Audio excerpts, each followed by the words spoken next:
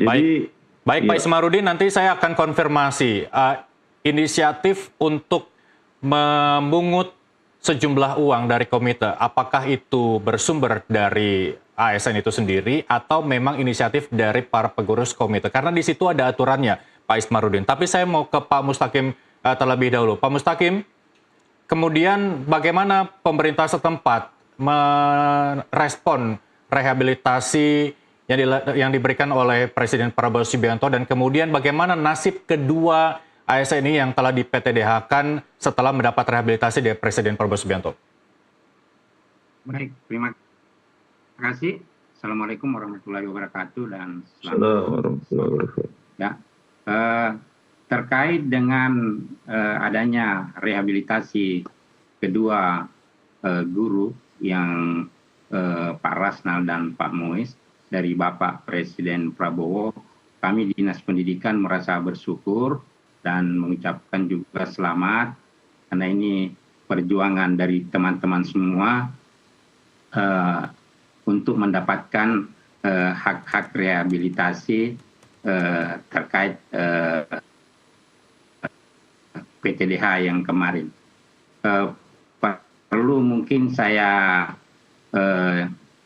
sampaikan dari awal bahwa sebenarnya Dinas Pendidikan itu berawal dari laporan hasil pemeriksaan manajemen ASN SMA SMK pada cabang dinas wilayah 12 Luwu Utara oleh Inspektorat Provinsi Sulawesi Selatan yang tertuang dalam LHP pertanggal 15 Februari 2024, di mana uraian rekomendasi tersebut dari Inspektorat disarankan kepada Gubernur Provinsi Sulawesi Selatan agar memerintahkan secara tertulis kepada BKD Provinsi Sulawesi Selatan untuk melakukan proses penjatuhan hukuman disiplin terhadap saudara Dr. Andes Rasnal MPD ya sesuai dengan hasil pemeriksaan dari Inspektorat.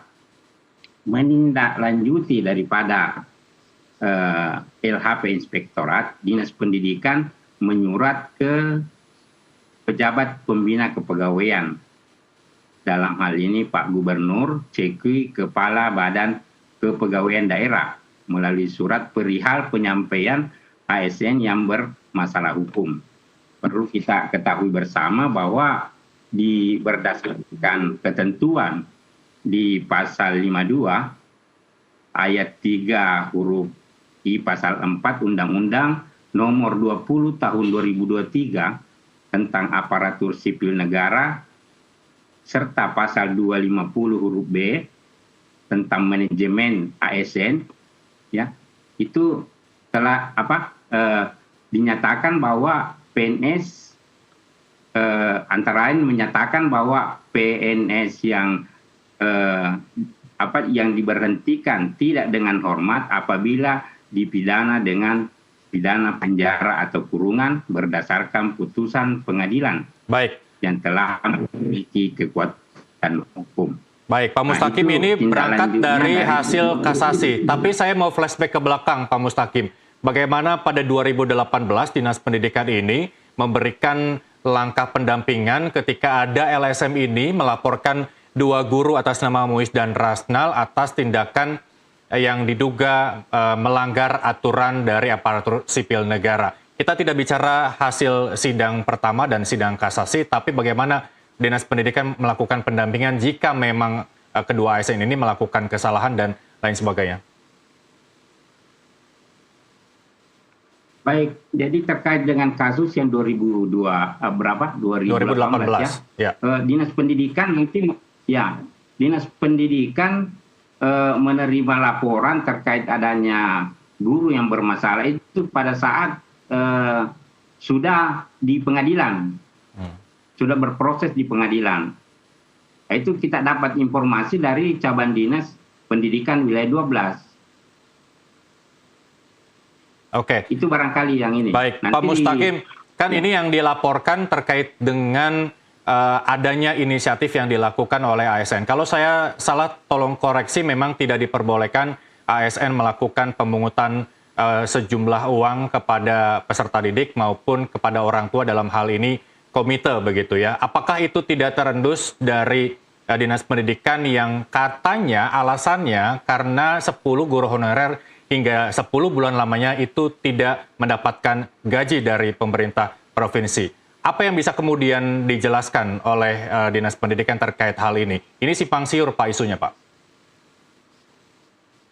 Ya, terkait dengan yang itu memang ada di aturan kita bahwa yang bisa dibayarkan lewat dana BOS, guru honorer yang lewat dana BOS, itu yang terdata di Dapodik.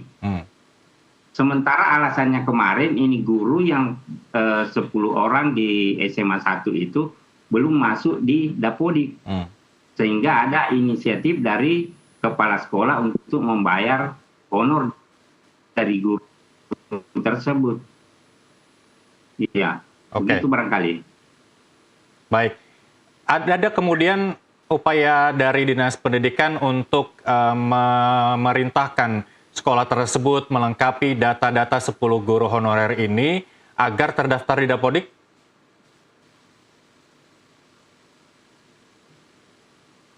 Persyaratan kemarin ya, sekolah-sekolah itu ada berupa surat edaran supaya mendata guru-guru ya untuk didaftar di di Dapodik, dan itu pun ada persyaratannya juga bahwa guru yang bisa masuk di Dapodik itu minimal dia mengabdi kurang 2 tahun ya, kemudian punya SK Sekda sebagai tenaga non ASN. Nah, itu yang menjadi dasar sehingga bisa ditarik datanya di Dapodik.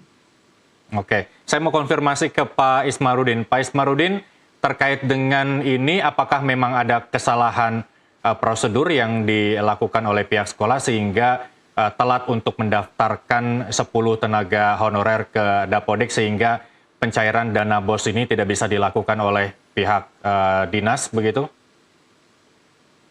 Baik, terima kasih. Yang pertama, ya selalu kita mengawali bahwa ada laporan LSM.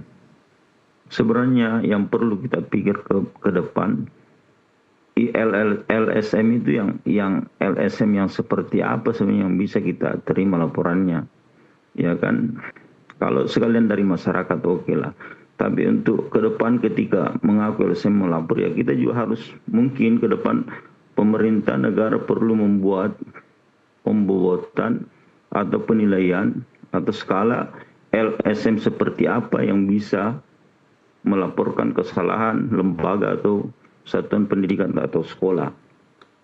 Nah, ini penting. Kemudian ketika kalaupun LSM itu melapor di era demokrasi ini, oke lah. Tetapi lembaga aparat penegak hukum tentu punya kode etik, punya aturan, punya SOP. Baik. Untuk memproses lebih lanjut. Pak Ismarudin, saya luruskan, ini bukan soal pelaporan LSM terkait dengan 2 guru honorer Muiz dan Rasnal ini, tapi apakah PGRI ini juga sudah mengendus ada indikasi kelalaian dari pihak sekolah sehingga tidak mendaftarkan 10 tenaga honorer ini ke Dapodik sehingga dinas tidak berhak mencairkan dana BOS ke sekolah. Tapi jangan dijawab dulu. Kita harus jeda sesaat, pemirsa NTV Prime Dialog akan kembali usai jeda azan maghrib berikut ini untuk Anda.